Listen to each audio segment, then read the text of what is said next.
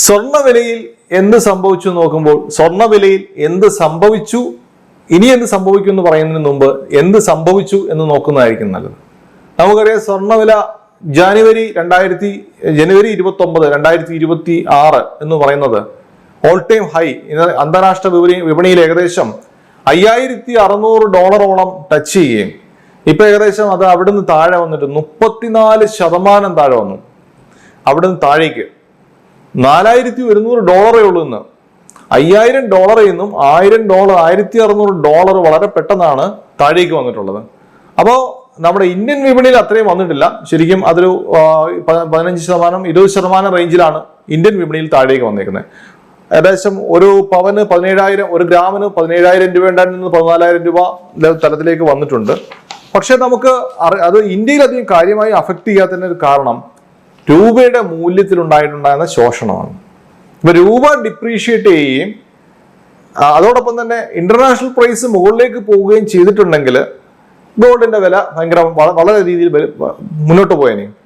ഇവിടെ സംഭവിച്ചത് അന്താരാഷ്ട്ര വിപണിയിൽ 34% താഴെ പോയപ്പോഴും നമ്മുടെ രൂപയുടെ മൂല്യശോഷണം ഏകദേശം 12% താഴേക്ക് വന്നു ആ ഒരു പീരീഡിൽ.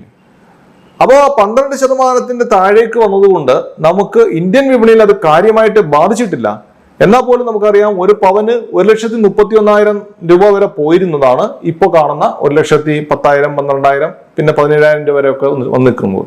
അപ്പോൾ ശരിക്കും പറഞ്ഞാൽ നമ്മുടെ ഇപ്പോൾ ശരിക്കും സ്വർണത്തിന് സ്വാഭാവികമായിട്ടും സംഭവിക്കേണ്ടത് ആഗോള വിപണിയിൽ പ്രശ്നങ്ങൾ ഉണ്ടാകുമ്പോഴും അല്ലെങ്കിൽ ലോകത്ത് യുദ്ധം ഉണ്ടാകുമ്പോൾ പണപ്പെരുപ്പം ഉണ്ടാകുമ്പോൾ സ്വാഭാവികമായിട്ടും സംഭവിക്കുന്നത് സ്വർണത്തിന്റെ വില കൂടുകയാണ് ചെയ്യുന്നത്.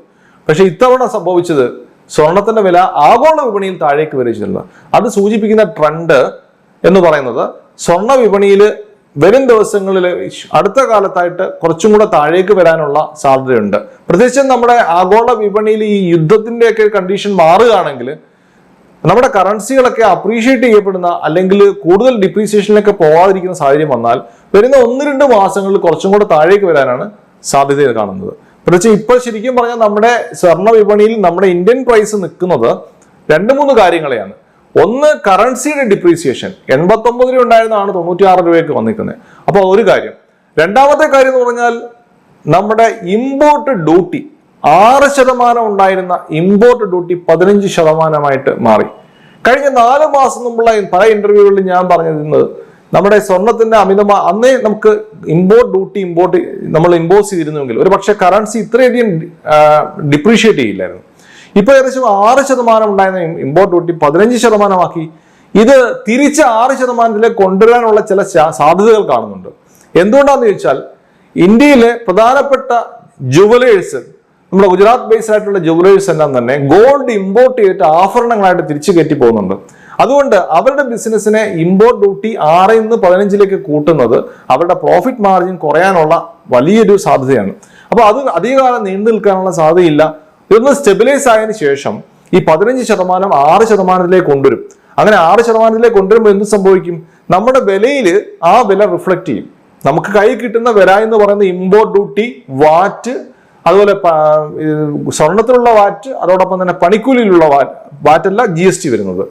അപ്പൊ ഈ GST 3%, അതുപോലെ തന്നെ സ്വർണ്ണ ആഭരണം പണിയുന്നതിൽ 5%, അത് സ്വർണത്തിൽ 3%. അപ്പൊ ഇതെല്ലാം കൂടെ കൂട്ടുന്നതാണ്.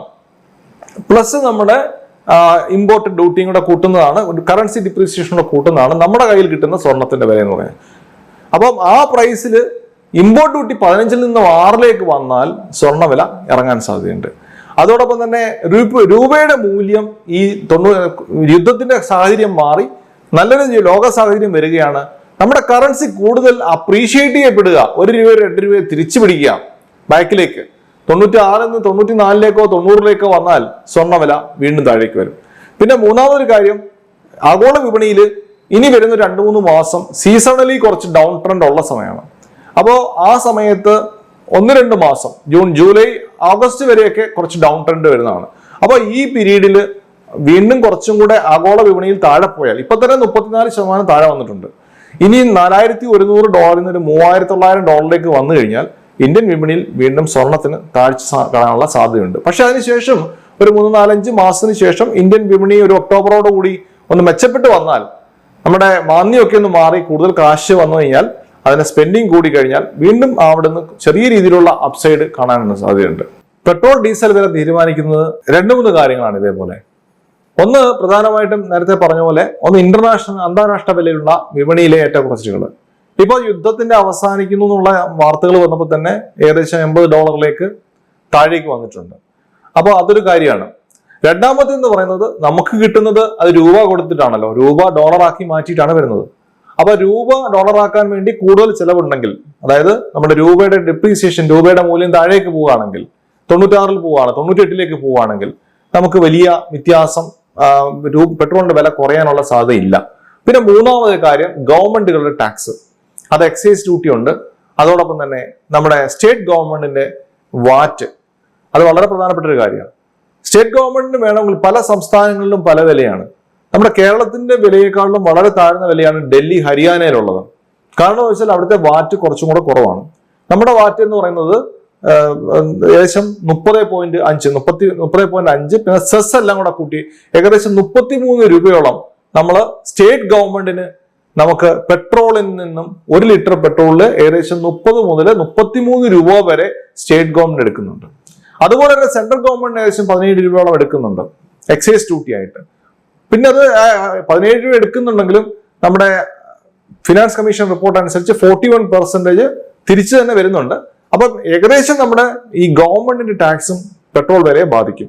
പെട്രോൾ വിലയെ ബാധിക്കുന്ന ഈ 3 കാര്യങ്ങൾ എന്ന് പറയുന്നത് ഗവൺമെന്റിന്റെ ടാക്സുകൾ, 2 രൂപയുടെ മൂല്യം, മൂന്നാമതെന്ന് പറഞ്ഞാൽ അന്താരാഷ്ട്ര വില. ഇതിനെ 3നെയും ആശ്രയിച്ചിരിക്കും നമ്മുടെ വിലയിലുള്ള ഏറ്റക്കുറച്ചിലുകൾ.